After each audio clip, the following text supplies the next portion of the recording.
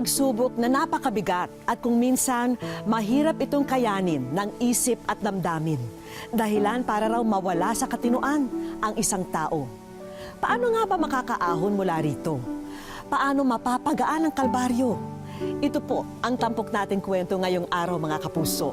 Ako po si Vicky Morales at ito po ang Wish Ko Lang.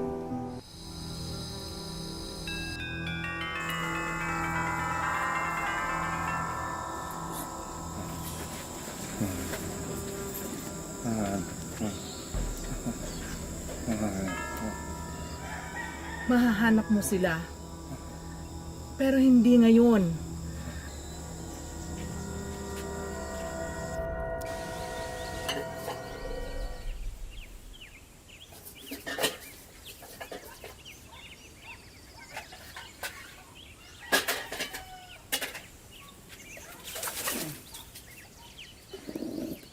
Hindi, Nelly! Nagising na po siya! Ganon ba? O sige, ako na bahala dito. Salamat, anak, ha? Asan ako?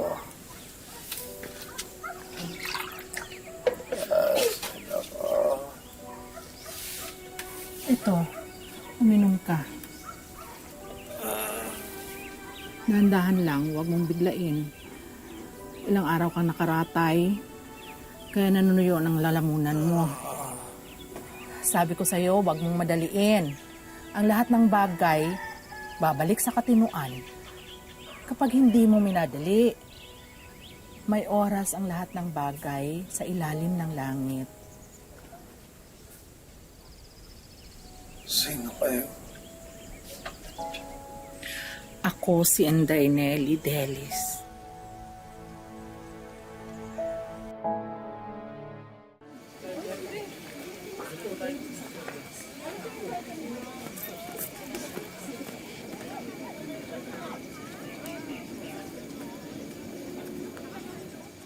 Sige, oo, ha? Oo, enjoyin nyo yan, ha? Oo, Salamat po. sige. Oh, ay, Magandang umaga po. magandang umaga naman, Lito. Kamusta ka na? Mas mabuti na ho. Maraming salamat ho dun sa pinainom yung katas ng dahon sa akin. Naku, pansamantalang lunas lang yung binigay ko sa'yo, Lito. Pero, mas mabuti talaga yung magpatingin ka sa doktor. Salamat ho talaga. Hindi niyo siguro ako tinulungan, malamang hindi na ako makakabalik dun sa mga dinaanan ko. Ano nga bang pinagdaanan mo, ha, Lito? Ang alam lang namin paghala-gala ka sa gubat, sumisigaw at tumatakbo na parang wala sa sarili. Hindi naman ako palaging ganun eh. Meron din po akong pamilya. May mga anak ko ako. May asawa.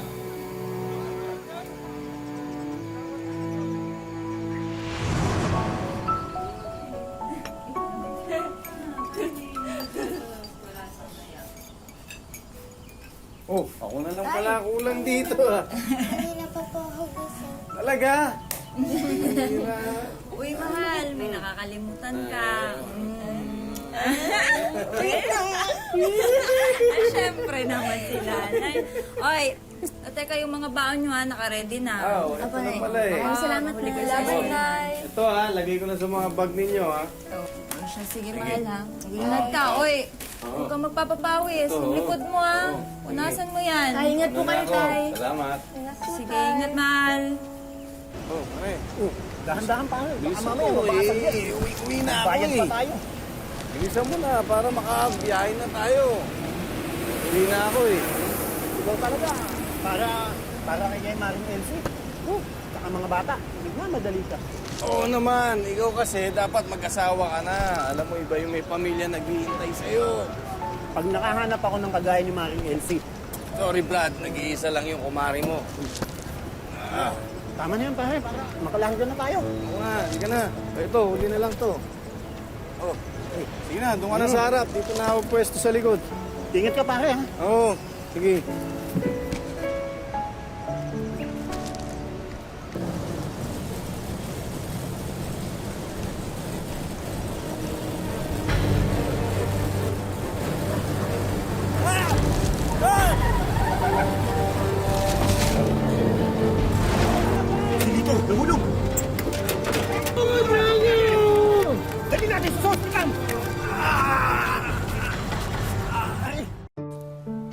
Siyempre, mahirap ngunit masaya ang buhay ni Lito kasama ang kanyang kabiyak na si Elsie at 3 nilang mga anak. Pero nabago ito mula nang maaksidente ang haligi ng tahanan. Nabalian daw po kasi ako ng buto sa likod. Pagkatapos ho nun, naapektuhan pati baga ko kaya nahirapan na rin akong huminga. Isa yan sa mga nakita ko nung gamutin kita. Para doon ang ibang mga katas ng dahon na pinaiinom ko sa iyo. Ano na nangyari sa iyo pagkatapos ng maaksidente? Pagkatapos ho nun, natigil na ho ako sa trabaho eh. Kaya lalo pa ho kami naghirap. Balito, anong ginagawa mo dito sa labas? Pakiramdam ko kasi hindi ako gagaling agad kung palagi na lang ako nakahiga. Pahangin muna ako dito. Kumusta na pakiramdam mo?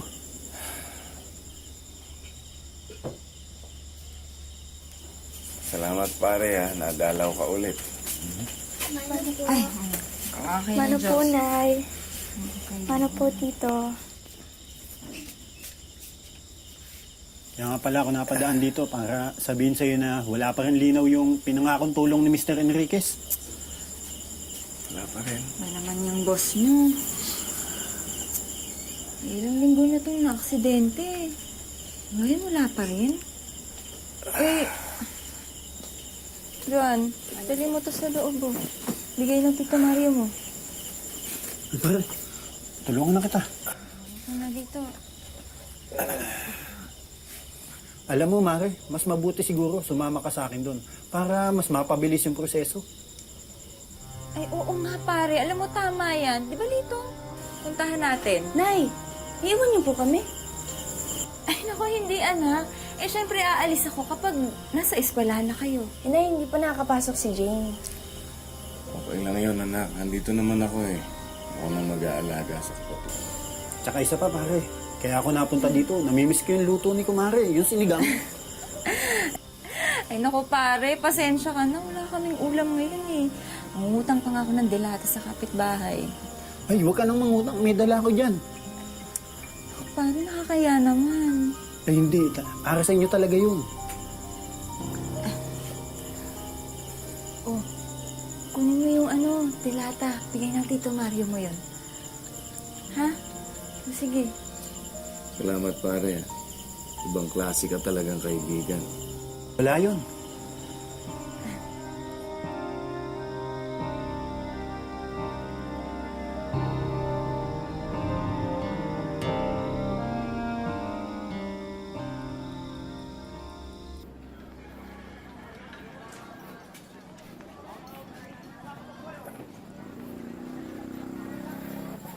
O, Tay, saan po kayo pupunta? Mag-iigib ng tubig natin. Wala pa kasing nanay mo eh. Kailangan na natin ng pangsahin. Magkasama na naman sila ni Tito Mario. Nilalakad na naman yung pera niyo doon sa kumpanya. Ako na lang, Tay. Ako na lang. Kaya ko pa naman anak. Pinagmumukha mo naman akong walang silbi yan eh. Ay, Tay, hindi naman sa ganun. Ang sa akin lang kasi, baka kumapano kayo. Baka sumakit yung likod niyo. Ako na lang. Ako na lang. Ilalapag ko lang to. Anak, namin tambay dun sa igiban. Baka mamaya mabastos ka pa dun. Diba? Sige na nga, Tay. Oh. Mamaya sabihin mo gusto mo pa akong samahan. Kaya ko na mag-isa. Buti pa bantayan mo nila yung kapatid mo. Ha? Sige, Tay, pero Dito ka na lang. mag-ingat po kayo, ha? Ang sahing lang, saka yung panggamit natin. Sige, Tay. Okay. Ingat po kayo. Salamat.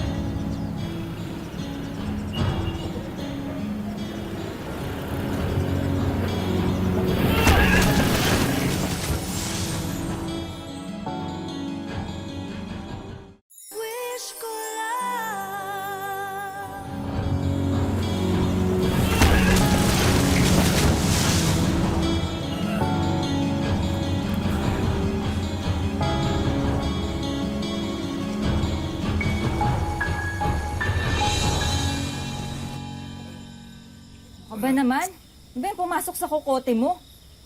Sana hinintay mo akong makabalik. Eh, malay ko ba mangyayari yun? Aray, aksidente nga eh. Ano? Magpapakamatay ka sa tubig? Lito, pinapalala mo lang ang sitwasyon eh. Eh, hindi nga kita maipagamot sa doktor, di ba? May baon na tayo sa utang. Magandang gabi, pare. Oh, pare, Easy ka lang. Di naman sadya ni kumpare yung nangyari. hirap na kasi ako. Tapos dadagdagan pa ng ganyan. O, tingnan mo.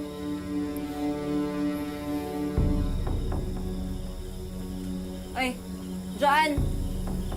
Dali mo na nga sa loob ng tatay mo.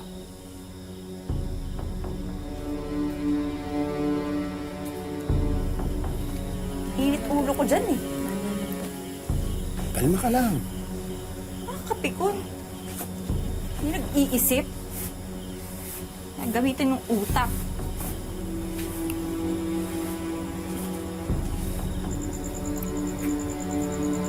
Sige, Mare. Mauna na din ako. Hindi pare, atid na kita.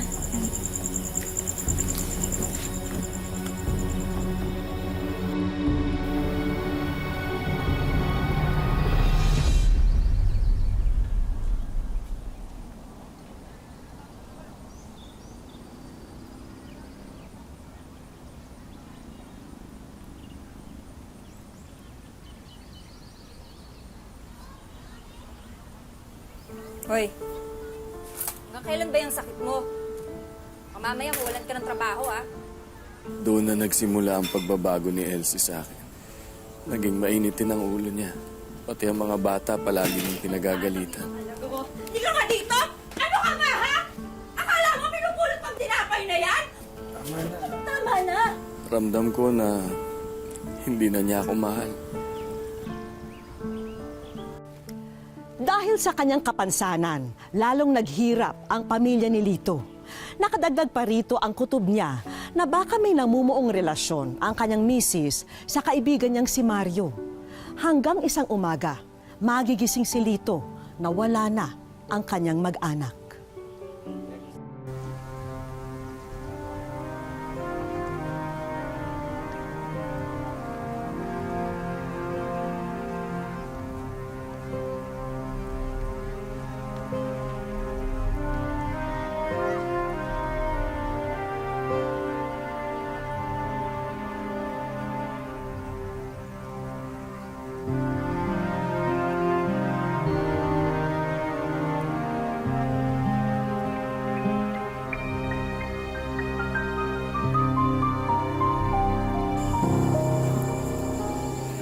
Ikaw na kaya magsalita kay Lito. Huwag na tayo makialam sa problema nila yan. Ikaw na yung kaya. Sige na, sabihin mo. Bakit ho? May problema ho ba? Nakita niyo ho ba si Elsie? Sabihin mo na. Nakita ko sila kanina. Maga umalis, may mga dalang bag. Tsaka kasama yung kumpare mo, si Mario. Okay ka lang ba, Lito? Marie! Nakita mo ba yung mga anak ko? Hindi, wala akong nakita. Pag nakita ako, sabihin ko sa'yo.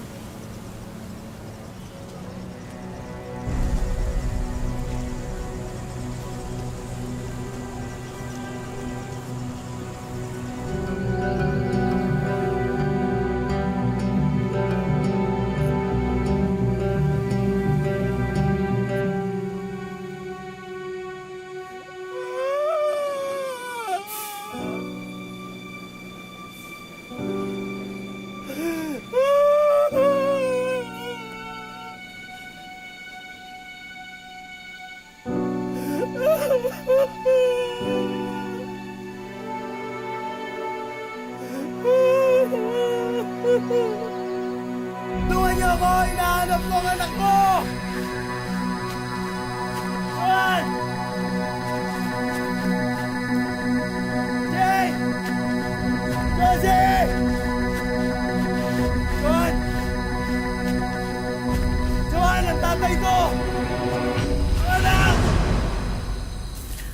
At doon ka na natagpuan ng mga tao ko. Alam ko ang pakiramdam ng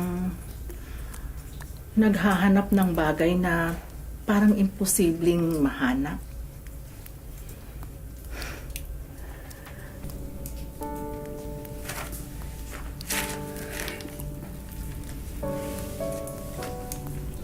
Inday Nelly. Utang ko po sa inyo ang buhay ko, Inday Nelly. Pero kailangan ko na rin pong hanapin ang mga anak ko. Maraming salamat po sa lahat. Lito, mas makakabuti kung dumito ka na muna. Po? Hindi pa magaling yung likod mo at yung sakit mo sa paghinga. Matutulungan kita para mapabuti yan. Pwede ka namang magtrabaho muna dito sa kuweba habang wala ka pang balita tungkol sa mga anak mo. Malay mo, dito mo matagpuan ang mga sagot ng mga tanong mo sa buhay.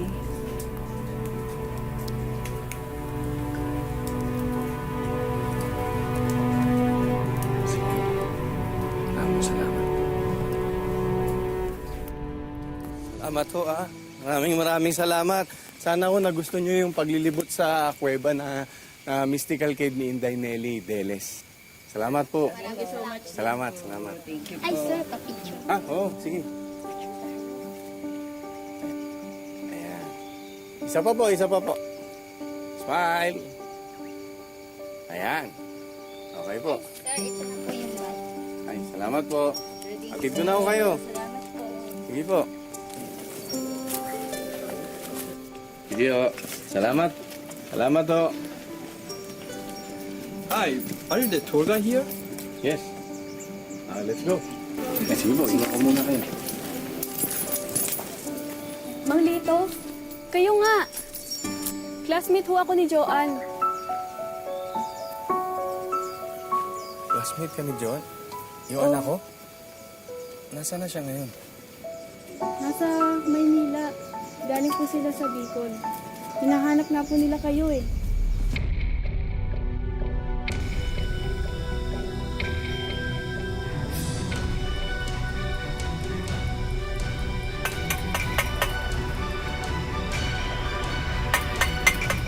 Ang ingay-ingay eh. Teka, ito. Maria!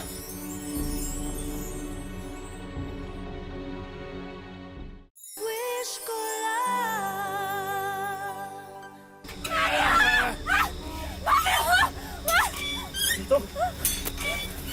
Pare, pag-usapan natin to. Nandito ko para maningit. Pare, pag-usapan natin to. Dito parang awa mo na. Hindi ko sinasadya. Parang awa mo na. Hindi mo sinasadyang iwanan ako at dalhin yung mga anak ko. Dito, ano ba? Dito parang awa mo na. Ano ba? Ano bang nangyayari sa'yo? Tay? Tay, mana. Tay, patawarin niyo po kami. Hindi namin gustong iwan kayo, Tay.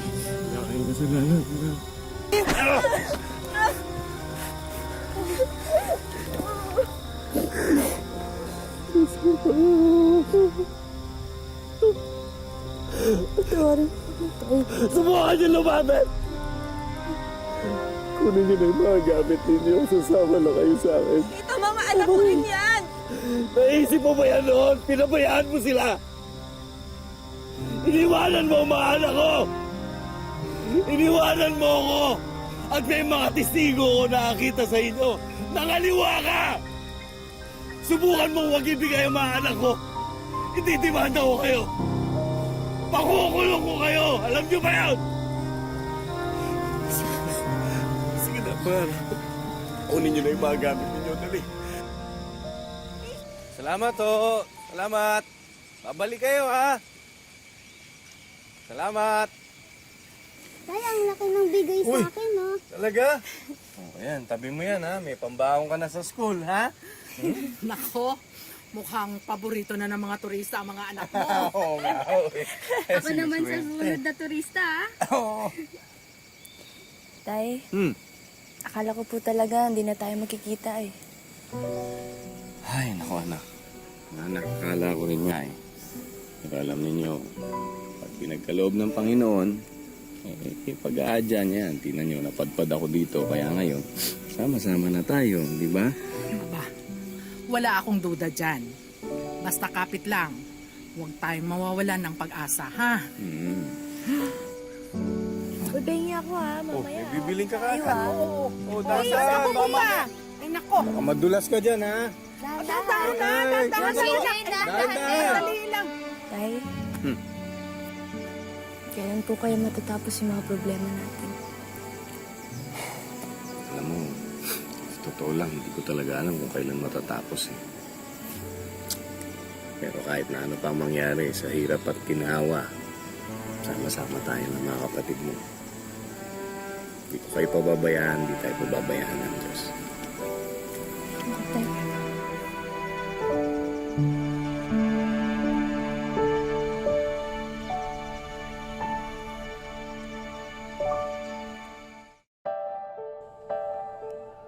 Gaya ng pinakita sa kwento, sa isang kuweba sa Antipolo, pansamantalang tumira si Lito. Kalaunan, dito na rin siya nakahanap ng kabuhayan bilang tour guide. Hanggang ngayon, dito pa rin siya nananatili at kapiling na ang kanyang mga anak at apo. Ngayon yung pinakamayari naman ito, yung si Inday Nelly, binibigyan kami ng pangkonsumo namin, inaabot-abutan kami. Wala akong sahod kasi yung bahay na ngayon, libre naman yung tirahan namin. Naniniwala rin ang padre de pamilya na ang kuweba rin ang naging daan para muling makasama niya ang mga anak. Nandiyan ang mga santo na nilalapitan ko, humingi ako ng tulong. Diyan ako nagbuwi sa loob.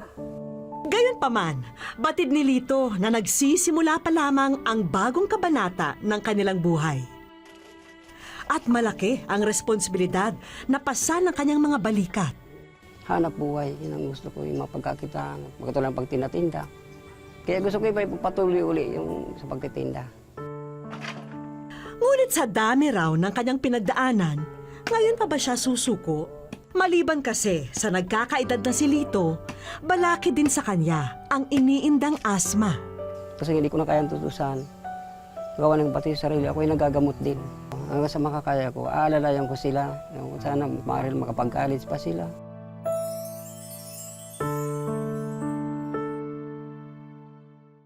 Sa aming pagbabalik, Parang wish ko lang po yan, dati pinapanood ko lang. Ngayon na nakita ko. Salamat.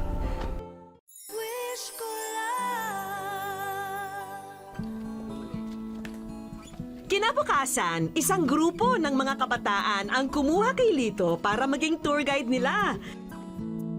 Pero iba ang trip ng grupong ito.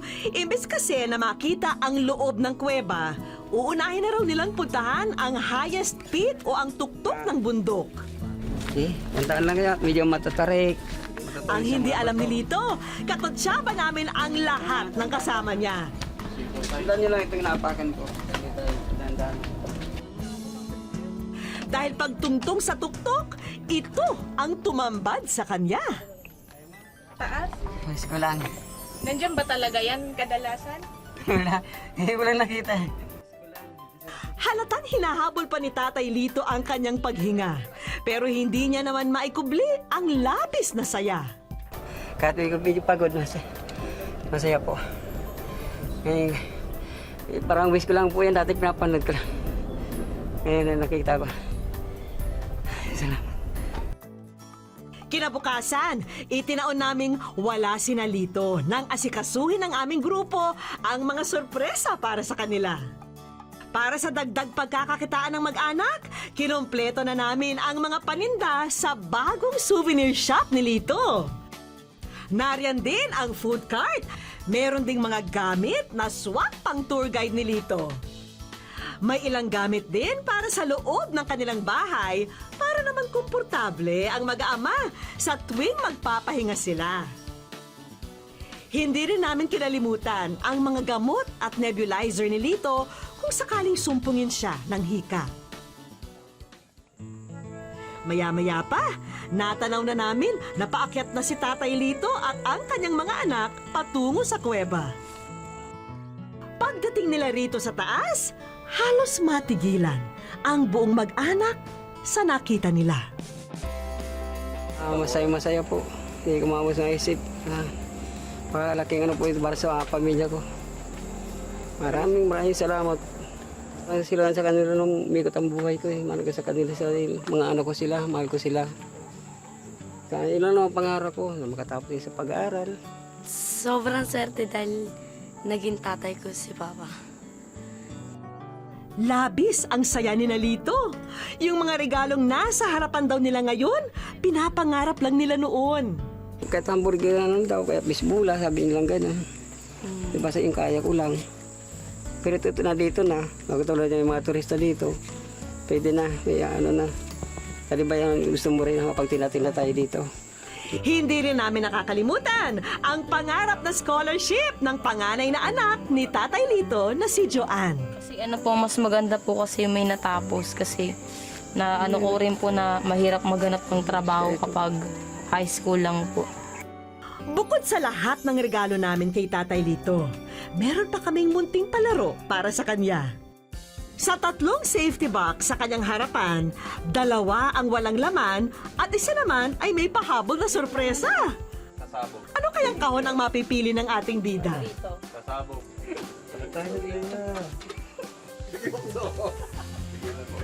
Grabe! Maraming salamat po, Ma'am Vicky. Sa ano po ninyo, maraming salamat po. Kaya pa ba? Wala nang atrasan to ha, dahil bihira lang daw ang mga ganitong pagkakataon sa buhay nila. Matagal ko ng pangarap na may pasal itong mga anak ko sa mga ganitong pasyalan. Kasi doon naman, ibang tao ang pinapasal ko. Sa ngayon, mga anak ko naman ipapasal ko.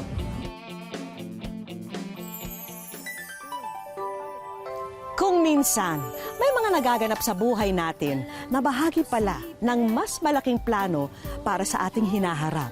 Kailangan lang nating maging matyaga at pursigido para makamit ang iginuhit na kapalaran para sa atin. Hanggang sa muli mga kapuso, ako po si Vicky Morales at ito ang Wish Ko Lang. Huwag kang susunod.